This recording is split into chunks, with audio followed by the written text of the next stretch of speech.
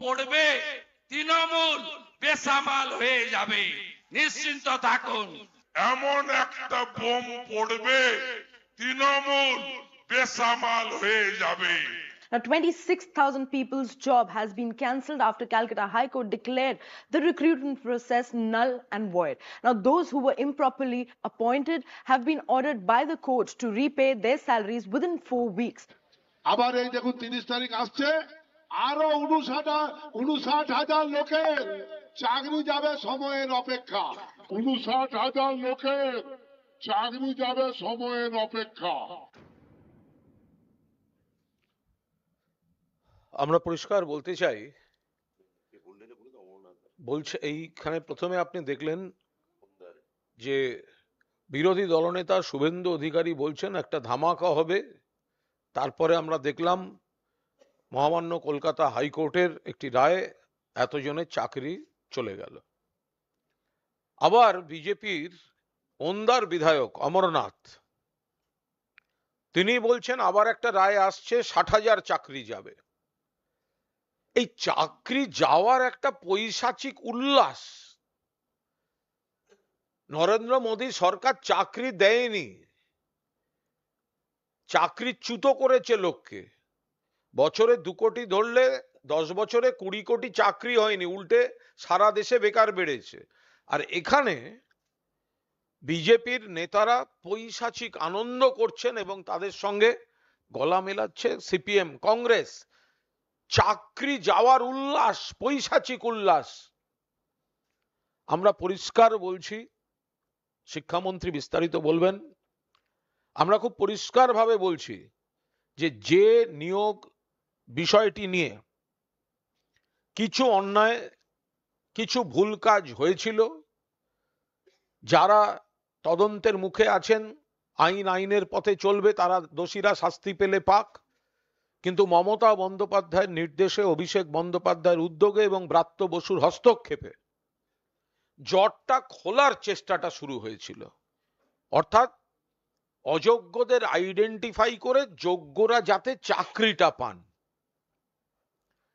সেই জায়গায় ব্রাত্য বসু, অভিষেক বন্দ্যোপাধ্যায়, মমতা বন্দ্যোপাধ্যায় তাদের সঙ্গে কথা বলেছেন, অভিষেক বন্দ্যোপাধ্যায় বৈঠক করেছেন, ব্রাত্য বসু একাধিক কর্মপ্রার্থীদের সঙ্গে বৈঠকও করেছেন। এবং যে বিষয়টা হচ্ছিল যে যাদের চাকরি নিয়ে কোথাও কোনো প্রশ্ন আছে, তদন্ত আছে, সে তদন্তটা হোক। কিন্তু যারা যোগ্য তারা চাকরি পাক, তারা চাকরি করুক। কিন্তু বিরোধী দলগুলি তারা চাইছিল এলোমেলো করে দেমা লুটে পুটে খাই, সমস্তটাকে নষ্ট করে দিতে হবে, সব চাকরি 12টা বাজিয়ে দিতে হবে। তার মধ্যে দাঁড়িয়ে তারা রাজনীতি করবে, তারা রাজনীতি করবে। শুভেন্দু বলল ধামাকা। কিসের ধামাকা? চাকরি চলে যাওয়ার ধামাকা। এতে উল্লাস। কতজন যোগ্য প্রার্থী পড়াচ্ছেন, কতজন যোগ্য প্রার্থী যারা ওয়েটিং লিস্টে রয়েছেন, প্যানেলে রয়েছেন, তাদের কর্মচ্যুত করা। যেখানে এসএসসি নির্দিষ্ট করে দিয়েছে যে বিতর্কিত বা প্রশ্নচিহ্ন আছে বা তদন্ত সাপেক্ষ চাকরি কাদের, তার মানে ধরে নিতে হবে বাকিদেরটা ডিসপিউট নেই। তো যাদের ডিসপিউট নেই তাদের চাকরি খাচ্ছে কোর্ট। এটা কোন ধরনের জাস্টিস? এটা তো ইনজাস্টিস, অবিচার। আবার একজন বলছেন, আবার একটা মামলা আসছে, আরো বেশি লোকের চাকরি খেতে হবে, উল্লাস। একদিকে যারা যোগ্য, যারা চাকরি করছেন, এত বছর ধরে চাকরি করলেন, বেতন পেলেন, জীবনে প্রতিষ্ঠিত, তাদের কাছ থেকে চাকরি ছিনিয়ে নেওয়া হচ্ছে। সামাজিক সংকট, স্কুলে, পাড়ায়, সমাজে লোকে তাকাচ্ছে, সবাই ভাবছে তাহলে এরাও কি, যার কোনো দোষ নেই, এক বন্ধনীভুক্ত করে দেওয়া হয়েছে, তাহলে কি এরাও দুষ্ট? এরাও ঘুষ দিয়েছিল? অবিচার করেছে কলকাতা হাইকোর্ট। রাজ্য সরকার, এসএসসি গেছে সুপ্রিম কোর্টে। কিন্তু বিজেপির এই চরিত্রটা, সিপিএম এর চরিত্রটা দেখে রাখুন, কংগ্রেসের, এ রাজ্যের, লোকের চাকরি চলে যাক, যোগ্যরাও চাকরি চলে যাক, যে চাকরি করছে সে পথে বসুক, যে প্যানেলে আছে ওয়েটিং এ যে আমি চাকরিটা পেতে চলেছি, যার উদ্যোগ ব্রাত্য বসু নিতে শুরু করেছিলেন, চাকরি পেতে দেওয়া হবে না। আমরা এর তীব্র নিন্দা করছি। আমরা বলছি কোথাও এটা এক সূত্রে বাঁধা। বিজেপি বলে দিচ্ছে, তারপর কোর্টের রায় হচ্ছে। বিজেপি আগাম বলছে বিস্ফোরণ, তারপর কোর্টে লোকের চাকরি যাচ্ছে। আবার বিজেপির বিধায়ক বলছেন যে আরো কিছু লোকের চাকরি যাবে, আবার একটা কোর্টের অর্ডার আসছে। তাহলে বিজেপির পার্টি অফিস থেকে টাইপ করে আদালতে অর্ডার যাচ্ছে, নাকি আদালত যখন অর্ডার টাইপ করছে সেখানে বিজেপির লোক বসে থাকছে? এ নিয়ে যদি কেউ প্রশ্ন তোলেন, সেই প্রশ্ন তোলার অধিকার কারুর সবারই রয়েছে। আমরা যারা অযোগ্য বা যাদের চাকরি নিয়ে প্রশ্ন আছে, অন্যায় তদন্ত হোক। আর এসএসসি কাদের বিরুদ্ধে তদন্ত চলছে সেটা তো জমা দিয়ে দিয়েছে, সেটা তো প্রকাশ্যে এনে দিয়েছে। তাহলে তো যাদের তদন্ত হচ্ছে না তার মানে তাদেরটা স্বচ্ছ। তাহলে তাদের চাকরিটা খেয়ে নিয়ে কোর্টের কোন ন্যায় বিচার? আর তাদের চাকরি খাওয়ার আনন্দটা পৈশাচিক উল্লাসে ভোটের বাজারে বাজার করতে নেমেছে এই সিপিএম, এই কংগ্রেস এবং ভারতীয় জনতা পার্টি। আমরা বলছি ভারতীয় জনতা পার্টি যারা ধামাকার কথা বলছেন, চাকরি খাওয়ার কথা বলছেন, আর তারপরে যে বিচারকদের হাত দিয়ে চাকরি যাওয়ার অর্ডার বেরোচ্ছে, এদের মধ্যে কোনো যোগাযোগ আছে কিনা সেটাও সিবিআই এর তদন্তে আসা উচিত। এটাও সিবিআই এর তদন্তে আসা উচিত। অভিজিৎ গঙ্গোপাধ্যায়কে আমরা দেখেছি বিচার ব্যবস্থায় থাকাকালীন বিজেপির সঙ্গে আলোচনার দরজা খুলে তিনি বিজেপির প্রার্থী হতে গেছেন। তাহলে বিজেপির নেতারা বলে দিচ্ছেন ধামাকা হবে, বিজেপির নেতারা বলে দিচ্ছেন চাকরি যাবে, আর কোর্ট চাকরি যাওয়ার অর্ডার দিচ্ছে। এর মধ্যে কোনো যোগসূত্র আছে কিনা সেটাও সিবিআই তদন্তের আওতায় থাকা উচিত। ব্রাত্য বসু। ধন্যবাদ। হ্যালো, ধন্যবাদ আমার সহকর্মী, আমাদের রাজ্যের সাধারণ সম্পাদক তৃণমূল কংগ্রেসের বিশিষ্ট সাংবাদিক বন্ধু কুণাল ঘোষকে। আপনাদের সবাইকে স্বাগত জানাই। কুণাল বিস্তারিতভাবে বলেছেন। মোদ্দা কথা হচ্ছে যে যেভাবে আগে থেকে আগাম ঘোষণা করে অমুক তারিখ একটা বোমা ফাটবে বা অমুক তারিখ চাকরি যাবে, আজকে এর আগের দিন বিরোধী দলনেতা বলেছিলেন এবং আজকে পরিষ্কার দেখা যাচ্ছে যে ওন্দার বিধায়ক তিনি প্রায় উল্লাস প্রকাশ করছেন। এবং আমরা আগের দিনও দেখেছি যে যখন এই 26,000 চাকরি চলে যাওয়ার রায় আদালত দেয়, তখন প্রতিটি বিজেপি নেতার কণ্ঠে যে উল্লাস, যে রাজ্য সরকার বিপদে পড়ার থেকেও বিপদে তো পড়েইছে এটা বলতে চাইছেন তারা, এবং তার থেকেও বড় কথা এত মানুষের চাকরি চলে গেল, এটা যেন কি আনন্দের কথা। কথা হচ্ছে যে আজকেই এসএসসি একটা সাংবাদিক বৈঠক করে যে ন্যারেটিভ সেটেল করা হচ্ছিল যে এসএসসি নাকি অযোগ্যদের তালিকা আদালতে জমা দেয়নি। একটু আগে গত দুদিন আগে এসএসসি এই বিষয়ে তাদের অবস্থান পরিষ্কার করেছে। আজকেও খুব পরিষ্কারভাবে 20শে ডিসেম্বর এবং 5ই জানুয়ারি 20শে ডিসেম্বর এবং 5ই জানুয়ারি দুটি এফিডেভিট দিয়ে এসএসসি আজকে তার প্রেস কনফারেন্সে জানিয়েছে যে তারা কারা অযোগ্য চিহ্নিত করে, কারা যোগ্য তার মানে সেটাও চিহ্নিত করে তারা সেই তালিকা মহামান্য আদালতকে জমা দিয়েছিলেন। এরপর মহামান্য বিচারপতির যা মনে হয়েছে তিনি অযোগ্য এবং যোগ্য একসঙ্গে তিনি প্যানেল ক্যান্সেল করেছেন। আমরা তার বিরুদ্ধে সুপ্রিম কোর্টে গেছি। সুপ্রিম কোর্টেও সেই রায়, এখন ব্যাপারটা সাবজুডিস হয়ে যাবে, আমাদের মেনশন হয়ে গেছে, তাহলে ব্যাপারটা এখন বিচারাধীন। কিন্তু দু একটা কথা এর মধ্যে বলতেই হচ্ছে, যেমন সুপার নিউমারি পোস্ট নিয়ে আমরা দেখতে পাচ্ছি যে এটা নিয়ে খুবই চর্চার মধ্যে গণমাধ্যমের মধ্যে রয়েছে। কথা হচ্ছে যে সুপার নিউমারি পোস্টে যে পোস্ট ক্রিয়েট করা হয়েছিল সেই পোস্ট থেকে কি কোনো চাকরি সরকার দিতে পেরেছে? উত্তর হচ্ছে না, দিতে পারেনি। কিন্তু একটি চাকরি দেয়া হয়েছে। কার কথা দেয়া হয়েছে? তৎকালীন বিচারপতি, বর্তমানে বিজেপির তমলুক কেন্দ্রের প্রার্থী অভিজিৎ গঙ্গোপাধ্যায়ের কথায় একজনকে এই সুপার নিউমারি পোস্ট থেকে চাকরি দেওয়া হয়েছে। এর আগেও আমরা দেখেছি যে অভিজিৎ গঙ্গোপাধ্যায় যখন কাউকে চাকরি দিতে বলছেন, দপ্তর তাকে চাকরি দিচ্ছে। কিন্তু এই রায়ে অভিজিৎ গঙ্গোপাধ্যায়কে পরিষ্কার করে বলেন ওই সুপার নিউমারি পোস্ট থেকে একটি চাকরি একজন ক্যান্ডিডেটকে দেয়া হোক। তার মানে সুপার নিউমারি পোস্ট বৈধ কি অবৈধ তার বিচার আগে থেকেই বিচারপতি করছেন। একই সঙ্গে তিনি বলছেন যে এটা দুর্বৃত্তদের এবং দুর্নীতিগ্রস্তদের আড়াল করার চেষ্টা। একই সঙ্গে তিনি নিজে ও সুপার নিউমারি পোস্ট থেকে তিনি চাকরি দিচ্ছেন। যদি এটা অনৈতিক হবে, যদি এটা সবাইয়ের যদি আড়াল করার চেষ্টা হবে, তাহলে তো উনি বলতে পারতেন এসএসসি চাকরি দিক। সুপার নিউমারি পোস্ট থেকে কেন উনি চাকরি দেওয়ার কথা বললেন? দ্বিতীয়ত, সুপার নিউমারি পোস্ট থেকে কি একটি চাকরিও সরকার দিয়েছে? উত্তর হচ্ছে না, একটাও দেয়নি, একটাও দেয়নি। 3, এই সুপার নিউমারি পোস্ট কি আদালত, কি সিঙ্গেল বেঞ্চ, কি ডিভিশন বেঞ্চ, একবারও আদালত ধরে নিচ্ছে, আদালত ধরে নিচ্ছে যে এটা কাউকে আড়াল করার চেষ্টা করা হচ্ছে বা অযোগ্যদের পাইয়ে দেওয়ার চেষ্টা করা হচ্ছে। আমি ধরে নিলাম আদালতের ব্যাখ্যাই ঠিক, কিন্তু আমাদের যে অপরাধ করেছে কোট আনকোট অপরাধীর, তারও তো একটা আত্মপক্ষ সমর্থন লাগে। উত্তর হচ্ছে কি সিঙ্গেল বেঞ্চ, কি ডিভিশন বেঞ্চ আমাদের থেকে, সরকারের থেকে কি একবারও জানতে চেয়েছে বা এসএসসির থেকে যে এই সুপার নিউমারি পোস্ট তোমরা ক্রিয়েট করলে কেন, এফিডেভিট দিয়ে জানাও?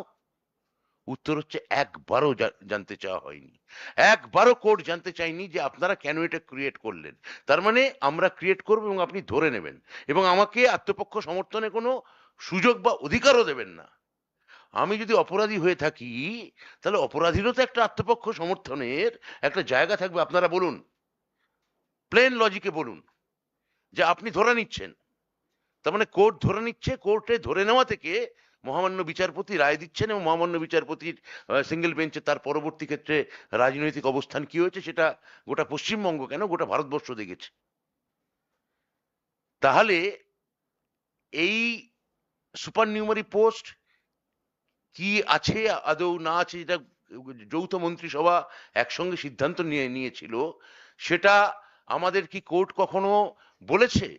মনে রাখবেন, এসএসসি ক্যান অ্যাপ্লিকেশন করে সিঙ্গেল বেঞ্চে দাবি জানিয়েছিল, আপনারা যদি বলেন যে সরকারকে আমরা বলবো যে সুপার নিউমারি পোস্ট আমরা ক্যান্সেল করে দেব, আপনারা আমাদের ইনস্ট্রাকশন দিন, অযোগ্যদের আপনারা বাদ দিতে বলুন, অযোগ্যদের বাদ দিয়ে সেই জায়গায় ওয়েটিং লিস্ট থেকে যোগ্যদের চাকরি দিতে বলুন। সিঙ্গেল বেঞ্চের বিচারপতি, তৎকালীন বিচারপতি, বর্তমানে বিজেপি নেতা, তিনি সেই ক্যান অ্যাপ্লিকেশনকে ডাস্টবিনে তুলে ছুঁড়ে ফেলে দিয়ে একটি সিবিআই দিয়ে দিলেন। তাহলে আমরা বারবার আমরা এই ছেলে মেয়েদের মুখের দিকে তাকিয়ে বারবার চেয়েছি অযোগ্যরা সরে যাক, যোগ্যরা আসুক। তার জন্য যে যে পন্থা নিতে হয় দরকার হলে কোর্ট আমাদের বলে দিক, কোর্ট আমাদের দিশা দেখাক, এ কথাও আমরা বারবার বলেছি। তারপরেও সেটা না করে যেভাবে কার কথায় কার অঙ্গুলি হেলনে আমি জানি না, এই মাননীয় এই বিরোধী দলনেতা বা এই যে মাননীয় বিধায়ক যেটা বললেন, অর্থাৎ বিজেপির কথায় এগুলো করা হচ্ছে কিনা তাই নিয়ে কি আমরা প্রশ্ন তুলতে পারি না? বারবার এটা আমাদের সরকারকে বিপদে পড়ার পর, তথাকথিত কোট আনকোট বিপদে পড়ার পর তাদের যে উল্লাস আমরা দেখতে পাচ্ছি, তার মানে পুরোটা কোথায় একটা অদৃশ্য নেক্সাসে বাঁধা, একটা এর মধ্যে একটা যোগসূত্র আছে। সেই যোগসূত্র কোনো বিজেপি নেতা উৎসাহের আধিক্যে, আনপড় বিজেপি নেতা উৎসাহের আধিক্যে তিনি সেটা মুখ দিয়ে প্রকাশ করে ফেলছেন। আসলে এই ছেলে মেয়েগুলোকে তারা বলির পাঁঠা হিসেবে ভাবছে। এই ছেলে মেয়েগুলির জন্য তাদের কোনো দরদ নেই। আমি পরিষ্কার বলতে চাই, এই ছেলে মেয়েগুলির জন্য যদি কারোর দরদ থাকে, যদি কারোর ভালোবাসা থাকে, তাই সরকার এবং আমাদের মুখ্যমন্ত্রীর আছে। মুখ্যমন্ত্রী জানিয়ে দিয়েছেন এই ছেলেগুলির জন্য যারা যোগ্য তাদের জন্য তিনি যতদূর যেতে হয় তিনি যাবেন। আপাতত বিষয়টা আইনি লড়াইয়ের মধ্যে রয়েছে। আইনি আমরা সুপ্রিম কোর্টে আবেদন করেছি, আমরা মহামান্য সুপ্রিম কোর্টের দিকে তাকিয়ে থাকবো। এসএসসি তাদের আজকে কে অযোগ্য এবং কে যোগ্য ইত্যাদি তালিকা নিয়ে যে ধোঁয়াশা তৈরি করার গতকাল বিজেপি নেতারা চেষ্টা করছিলেন, পরিষ্কারভাবে জানিয়ে দিয়েছে। এবং আমিও আপনাদের জানাচ্ছি এসএসসির কথার সূত্র ধরে যে 20শে ডিসেম্বর এবং 5ই জানুয়ারি দুটি এফিডেভিট দিয়ে এসএসসি জানিয়েছিল এই মাত্র এই কজন হচ্ছে অযোগ্য, সেটা হচ্ছে সেই সংখ্যাটা হচ্ছে 8%, আর বাকি 92% হচ্ছে যোগ্য। তাহলে আমরা আমাদের দিক থেকে যা যা করার করেছি, এবার আপনারা আপনাদের দিক থেকে যা যা করার করুন, কিন্তু মনে রাখবেন এতগুলি ছেলে মেয়ে যে কর্মহারা হলো, যোগ্য মানুষ কর্মহারা হলো, সরকার কিন্তু তাদের পাশে ছিল, আছে এবং থাকবে। এইটুকু আপাতত আমরা বললাম। আপনারা এর মধ্যে দেখেছেন যে কিভাবে আমাদের নেতা অভিষেক বন্দ্যোপাধ্যায় তিনি চ্যালেঞ্জ দেওয়া সত্ত্বেও, আজকে আমি জানি না কতদিন হলো, লাস্ট দিন বোধহয় আমরা বলেছিলাম 100 দিন মতো হয়ে গেছে, হ্যাঁ 100 ঘন্টা মতো হয়ে গেছে, এখন 1000 ঘন্টা মতো বোধহয় হয়ে গেছে, যে না ঘন্টা দিয়ে হয়ে গেছে যে অভিষেক বন্দ্যোপাধ্যায় চ্যালেঞ্জ দিয়েছেন, এবং সেই চ্যালেঞ্জ বিজেপির কোনো বড় শীর্ষস্থানীয় নেতা অ্যাকসেপ্ট করেননি।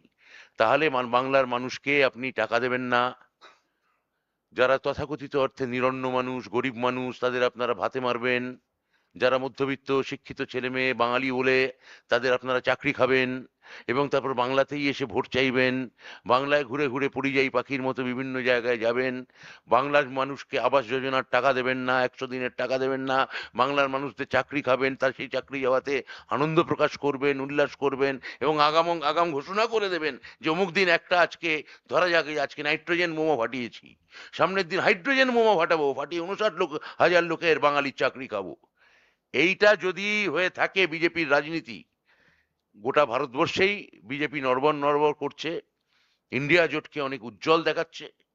তো আমার মনে হয় যে কোথাও এই অপশাসন, এই দমবন্ধ করা, এই সারাক্ষণ সিবিআই, ইডি এবং এনআইএ ইত্যাদি হুমকি দেওয়ার যে রাজনীতি, ভয় দেখানোর রাজনীতি, ব্ল্যাকমেলিং এর রাজনীতি, দম বন্ধ করে দেওয়ার রাজনীতি, এই রাজনীতির অবসান ভারতবর্ষের মানুষ এই ভোটে দেবে। গণতন্ত্র জিতবে। গণতন্ত্রের সব থেকে বড় উৎসব নির্বাচনে, তা আমরা তার প্রমাণ এবার পাবো। এবার আপনাদের যদি কোনো প্রশ্ন থাকে আমাকে এবার কুণাল ঘোষকে করতে পারেন। আপনারা যাকে করতে চান তার নাম করে বলবেন, এবং কোন কাগজ থেকে করছেন বা কোন ইলেকট্রনিক মিডিয়া থেকে করছেন তার পরিচয়টা সঙ্গে দিয়ে দেবেন।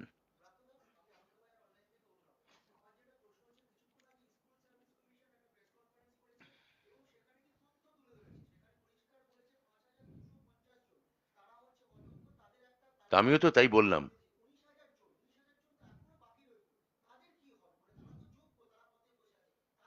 তা সেটার জন্যই তো আমি এক্ষুনি আপনাদের জানালাম যে আমরা যোগ্যদের জন্য সুপ্রিম কোর্টে গেছি। সুপ্রিম কোর্ট এবার কি রায় দেন মহামান্য সুপ্রিম কোর্টের বিচারপতি, আমরা সেই দিকে তাকিয়ে থাকবো। এই যে যোগ্য এবং অযোগ্যকে মিলিয়ে দেওয়া হলো, এইটা খুব দুর্ভাগ্যজনক। আমরা এর আগেও যখন জাস্টিস অভিজিৎ গাঙ্গুলি যখন বিচারপতি ছিলেন, আমরা তার কোর্টে গিয়ে বলেছিলাম যে যদি আপনি বলেন আমরা সুপার নিউমারি পোস্ট ক্যান্সেল করে দেবো, অযোগ্যদের বার করে দেবো, এবং তার জায়গায় যারা ওয়েটিং লিস্টে যোগ্যরা আছে তাদের আমরা ইনক্লুড করব। তিনি সে পন্থা নেননি, আমি একটু আগেই বলেছি। ফলে পুরোটাই একটা সোশ্যাল পারসেপশন বিল্ড আপ করা হচ্ছে যে তৃণমূল মাত্রে এই এবং সেটা সর্বস্তর থেকে চেষ্টা করা হচ্ছে। এলিট ভারতবর্ষ এটা করতে চাইছে। মামাটি মানুষের ভারতবর্ষ মমতা ব্যানার্জির সঙ্গে ছিল, আছে এবং থাকবে।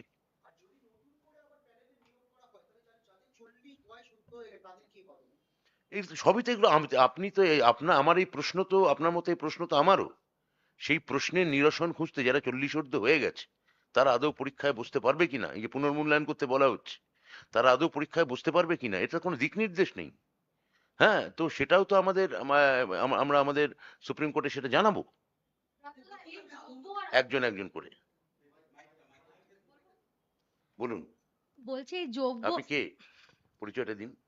আমি রেশমি সিএন থেকে। এই হ্যাঁ। যোগ্য এবং অযোগ্যদের চিহ্নিত করা কি করে হবে? 19,000-এর মধ্যে আমরা যোগ্য- চিহ্নিত করব না।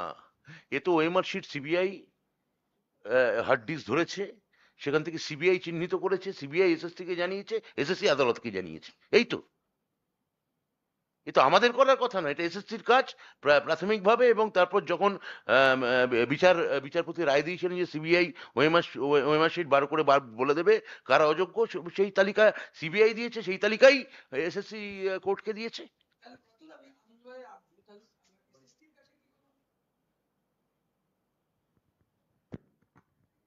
তাহলে এসএসসির কাছে কি কোনো তার নির্দিষ্ট কোনো নথি নেই? এটা পুরোটাই সিবিআই এর উপর নির্ভর করে দেখুন, করছে। এসএসসির কাছে নথি ছিল, সেই নথি যদি ক্র্যাক করে, আদালতের নির্দেশে সেই নথি যদি সম্পূর্ণ হার্ড ডিস্ক নিয়ে যদি চলে যায় তখন এসএসসি তো সিবিআই এর ভাষ্যের উপরে নির্ভরশীল, এবং সিবিআই এর ভাষ্য তারা মিলিয়ে দেখেছে, সেই অনুযায়ী তারা এসএসসি কোর্টে এফিডেভিট জমা দিয়েছে।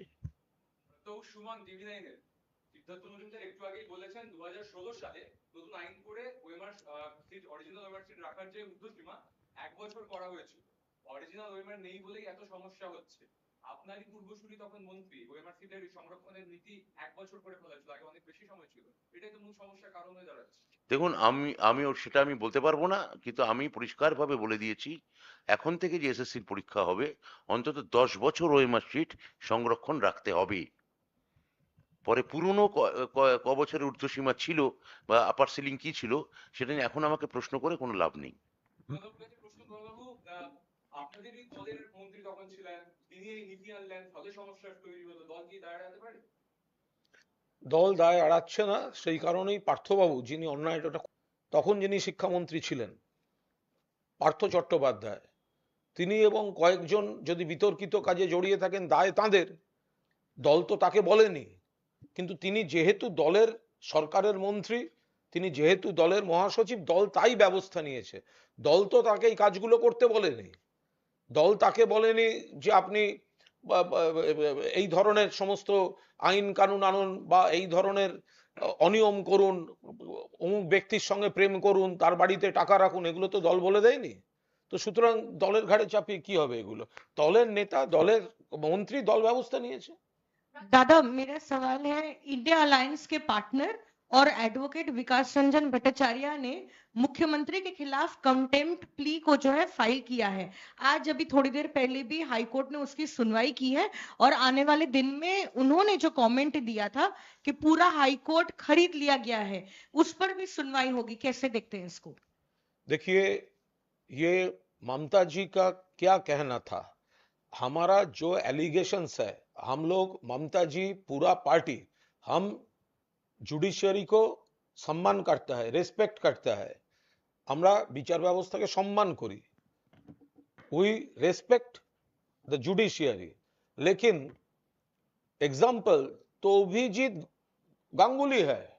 हम लोग का जो कहना था, हम लोग का जो एलिगेशंस थे, सर्टेन चेयर्स, कई कई जज, कुछ जज, 2 और 3 जज और 4-5 जज, उसका जो ऑर्डर आ रहा है, ऑब्जर्वेशन आ रहा है, क्वेश्चंस आ रहा है, वो पॉलिटिकली मोटिवेटेड है। वो गवर्नमेंट को डिस्टर्ब करने के लिए प्री प्लान्ड तरीका से आ रहा है। तो हम लोग का जो एप्रिहेंशन था वो सच था, वो तो अभिजीत गांगुली वो तो प्रूव कर दिया। तो इसीलिए ममता जी को जो कहना था, ममता जी कभी पूरा हाईकोर्ट को, सब जज को ममता जी कभी डिसरेस्पेक्ट नहीं किया। लेकिन सर्टेन जजेस, 2-3 जजेस, ऑनरेबल जजेस जिस तरह बात करते हैं, जिस तरह ऑर्डर देते हैं, जिस तरह ऑब्जर्वेशन देने के नाम से वो anti government, anti Trinamool message दे रहा है, हमारा And already Indians are very confused when they have seen the much respected judge like Ranjan Gogoi or like Abhijit Ganguly. So people are very confused now. Who is actually judge and who is actually political leader? हम लोग कैसे जानेंगे? जो अभिजीत गंगोपाध्याय, अभिजीत गांगुली, वो chair में बैठ के, नौकरी में रहकर भी भाजपा से डिस्कशन किया और रिजाइन करके भाजपा का कैंडिडेट बन गया।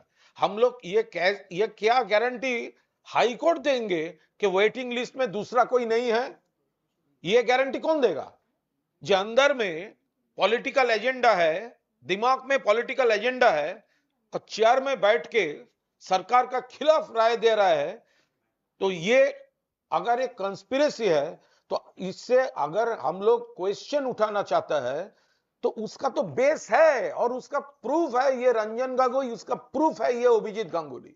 The Didi is, I think she tried to say we are waiting for the lots of Ranjan Gogoi or Abhijit Ganguly.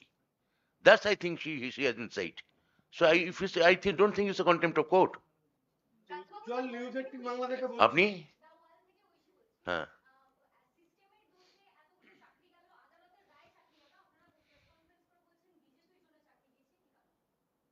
একবার তো বলিনি, কোথায় বললাম আমি?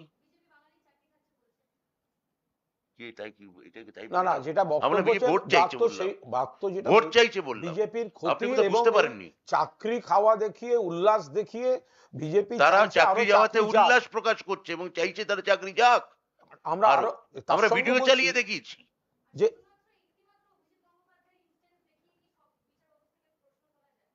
আমরা তো পরিষ্কার বলছি, এক প্রতীক শব্দটা মানে কি, প্রতীক সিম্বল মানে কি, সিম্বল মানে অনেক কিছু আছে, তার মধ্যে একজন তিনি সিম্বল হন, অভিজিৎ গঙ্গোপাধ্যায় সিম্বল।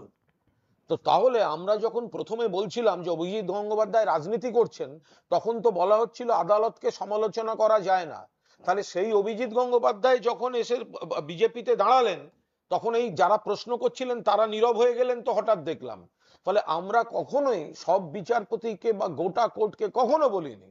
আমরা বলছি সুপ্রিম কোর্টের প্রধান বিচারপতি একটা বিজেপির পক্ষে রায় দেওয়ার পর তিনি রাজ্যসভায় নমিনেটেড হয়ে যান, একজন কলকাতা হাইকোর্টের বিচারপতি, তাহলে ওয়েটিং লিস্টে যে আর কেউ নেই এই গ্যারান্টিটা কে দেবে? আর বিজেপি চাইছে চাকরি যাক, সেইটাই রায়তে প্রতিফলিত হচ্ছে। এসএসসি বলে দিচ্ছে অযোগ্য এতজনের চাকরি হচ্ছে ডিসপিউটেড, তাহলে বাকিরা যোগ্য। অথচ রায়তে যোগ্যদেরকেও অনিশ্চয়তায় ফেলে দিয়ে লন্ডভন্ড করে দিয়ে অপোজিশনকে পলিটিক্স করতে দেওয়া হচ্ছে। তো সেইখানে আমরা যোগসূত্র খুঁজবো না? আর দুই, আমরা পরিষ্কারভাবে বলেছি যে লিডার অফ অপোজিশন বলেন যে সোমবার একটা বোমা পাঠবে, সোমবার এরকম চাকরি যায়।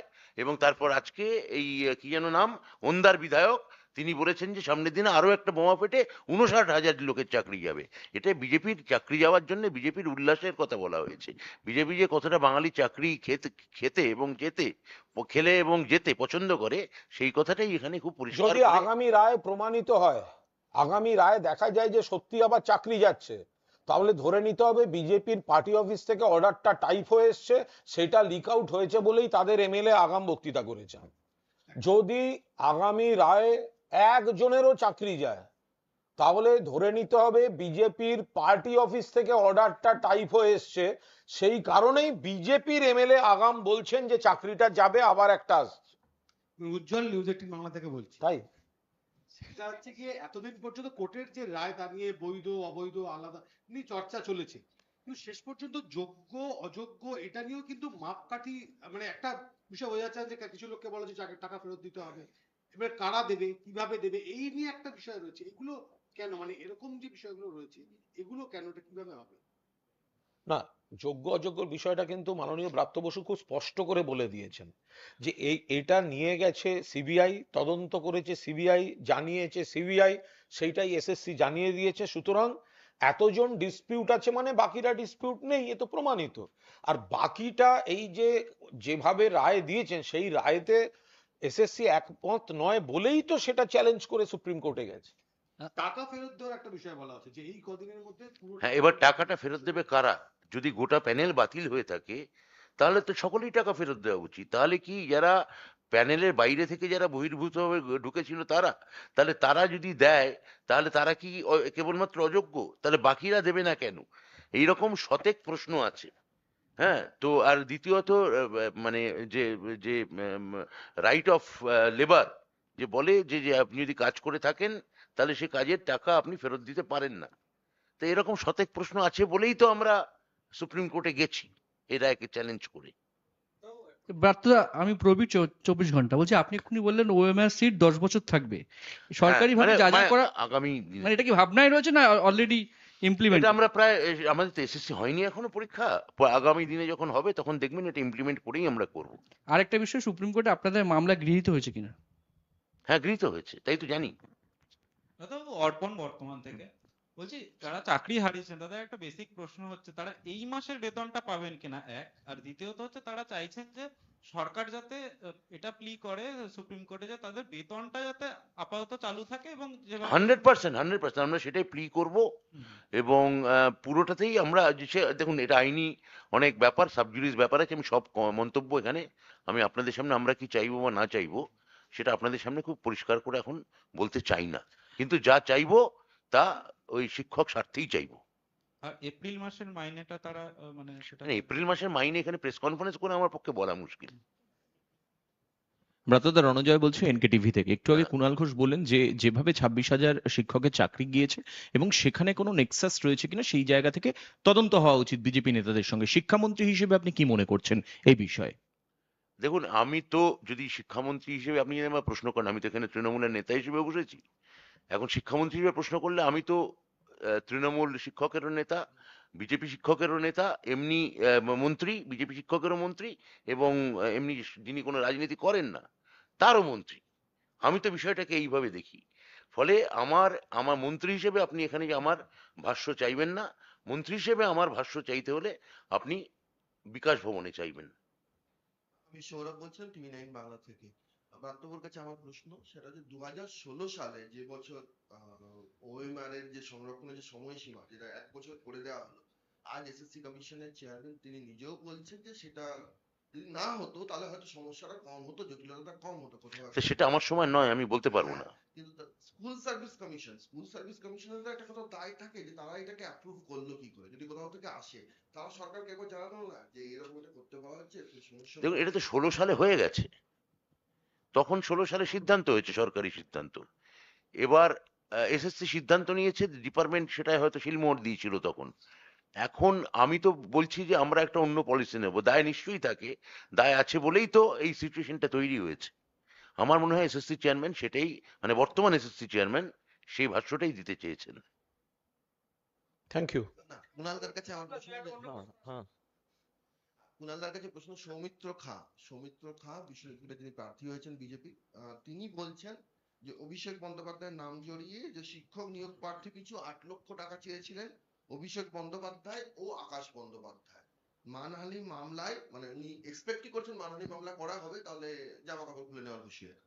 আরে ও তো যার কথা ওর বউ মানে না, ওর ওর প্রাক্তন স্ত্রী ওর বিরুদ্ধে ক্যান্ডিডেট, ও ভুলভাল কথা বলে বলে ও ঠিকঠাক রাজনীতি করে না, ঠিকঠাক কথা বলে না, এগুলো তো সুজাতা মণ্ডল বলছে যে জিততে চলেছে। তো এখন সুজাতার কাছে হারতে চলেছে, সেই জায়গায় দাঁড়িয়ে আবল তাবল কিছু কথা বলে। ও আগে সুজাতাকে ভোটে লড়ুক, তারপর এসব বিষ্ণুপুরের বাইরের কথা নিয়ে ভাববে। আজকে শ্রীরামপুরে প্রচার করার সময় আমার দুজনের কাছে প্রশ্নটা আছে, যেহেতু কাঞ্চন মল্লিক একই সঙ্গে তারকা জগৎ থেকেও আছে এবং অভিনয় জগৎ থেকেও আছেন, দুজনের কাছে প্রশ্নটা, কাঞ্চন মল্লিককে কল্যাণ বন্দ্যোপাধ্যায় বলেছেন যে আপনি প্রচারের কাছে আসবেন না, মহিলারা রিয়াক্ট করছেন, আপনি নেমে পড়ুন গাড়ি থেকে। শ্রীরামপুরে কল্যাণ বন্দ্যোপাধ্যায় প্রার্থী, আর কাকে গাড়িতে নেবেন না? সেখানে তার যদি কোনো সমস্যা ঘটে থাকে সেটা তার উপর, তার বিবেচনার উপরই ছাড়া উচিত। ফলে এখানে আমার তার বিবেচনাকেই আমি এন্ডোর্স করছি।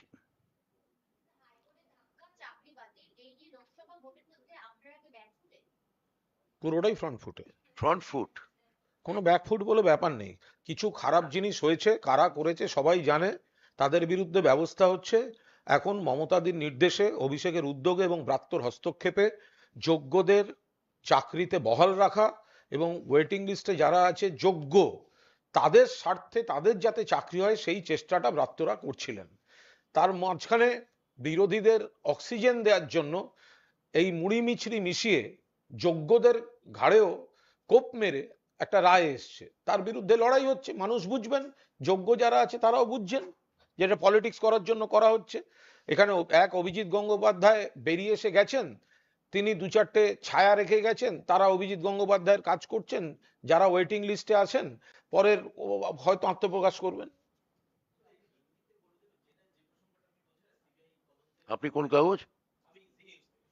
হ্যাঁ,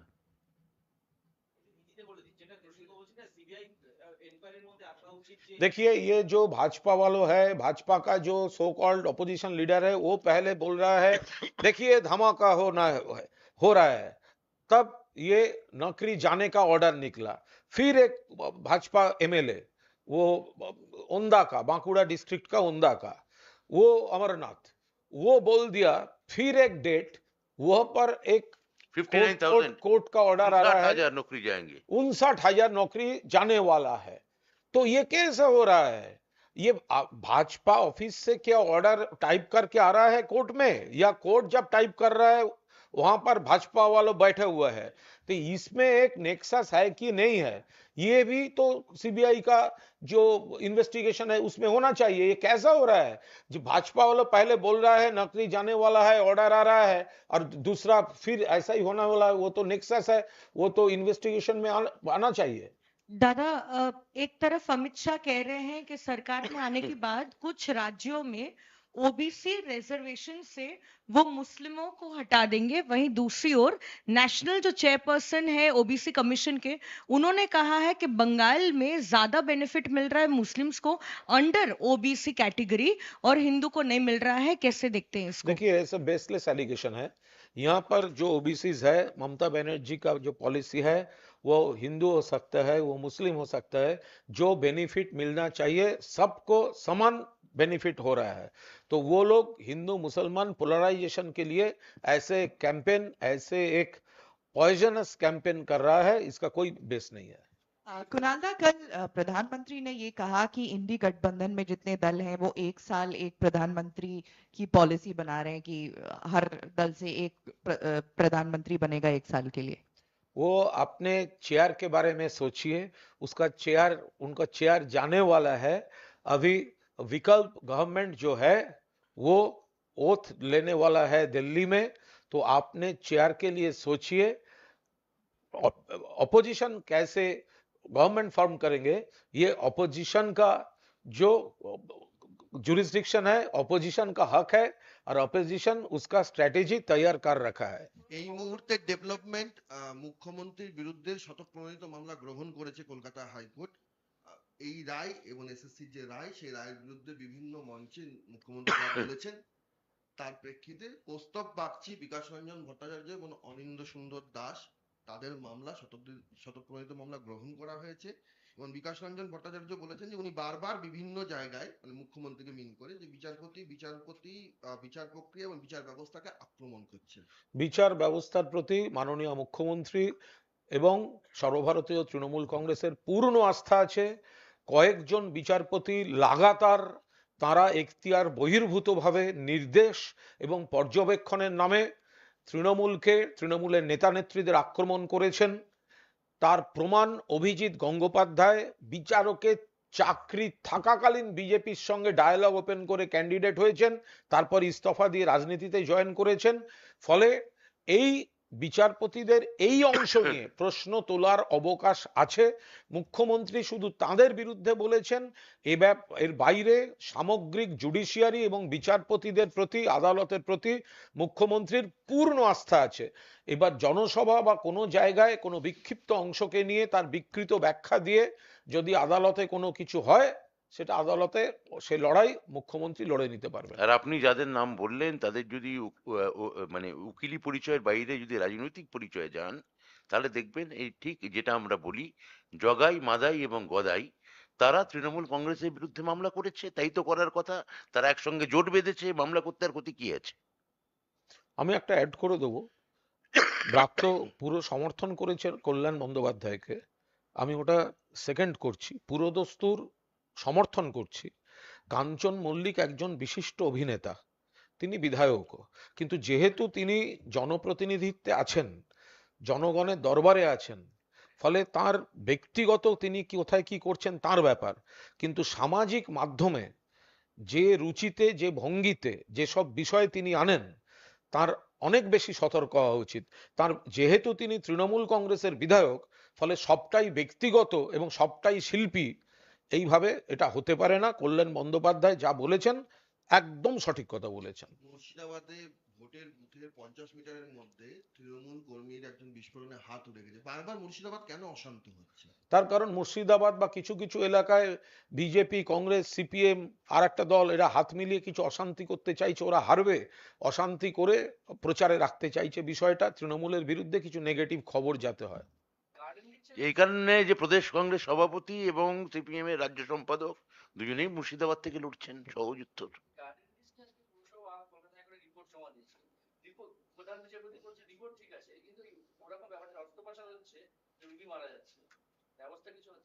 এটা সম্পূর্ণ পুরসভার প্রশাসনিক বিষয়। আমার মনে হয় মেয়র তিনি এই ব্যাপারটা যথেষ্ট স্পষ্টভাবে বলে দিতে পারবেন। Thank you. ওকে। কি ওইটা হচ্ছে সিএ নিয়ে। এখনো পর্যন্ত সারা দেশে শুধু বাংলা নয় কোথাও সিএ অ্যাপ্লাই হয়নি, হোম মিনিস্ট্রিতে আরটিআই করা হয়েছিল, তার প্রেক্ষিতে এই রিপোর্টটা জানা যাচ্ছে। সিএ অ্যাপ্লাইটা হবে কি করে? সিএ এই যে জানা যাচ্ছে যে মানুষ সিএ তে অ্যাপ্লিকেশন মানে অ্যাপ্লাই করছেন না, তার কারণ হচ্ছে বিজেপি যে ভুল বোঝাচ্ছে, বিপদে ফেলছে, সেটা মানুষ অ্যাপ্লাই করার সময় বুঝতে পারছেন। প্রথমে আপনাকে বলতে হবে যে আপনি ভারতবর্ষের নাগরিক নন, আপনি অমুক দেশের নাগরিক। এইটা যদি আপনি প্রথমেই ডিক্লেয়ার করে দেন তো তাহলে ভারতের সুযোগ সুবিধা, আপনার গোটা ভবিষ্যৎটা অনিশ্চয়তায় চলে যাবে। ব্যাপারটা এই নয় যে আপনি একটা ফর্ম ফিল আপ করলেন, একটা নিঃশর্ত নাগরিকত্ব দিয়ে দিল, বিষয়টা সেরম নয়। তার থেকে মমতা বন্দ্যোপাধ্যায় বলেছেন যাদের ভোটার তালিকায় নাম আছে, আধার কার্ড আছে, অন্যান্য ডকুমেন্ট আছে, তারা নাগরিক। কিন্তু বিজেপি বলছে সিএ এর ফর্ম ফিল আপ করুন, নাগরিকত্ব দেব। এই ফর্ম ফিল আপ করতে গিয়ে আপনাকে সেলফ ডিক্লারেশন দিতে হচ্ছে যে আপনি ভারতের নাগরিক নন, তখনই তো আপনি মহাশূন্যে ভাসছেন। তো এই বিপদটা কে যাবে? ফলে মানুষ ক্রমশ বুঝতে পারছেন মমতা বন্দ্যোপাধ্যায় যা বলছেন সেটাই ঠিক, বিজেপি ফাঁদ পেতেছে, তাতে পা দেওয়া উচিত নয়।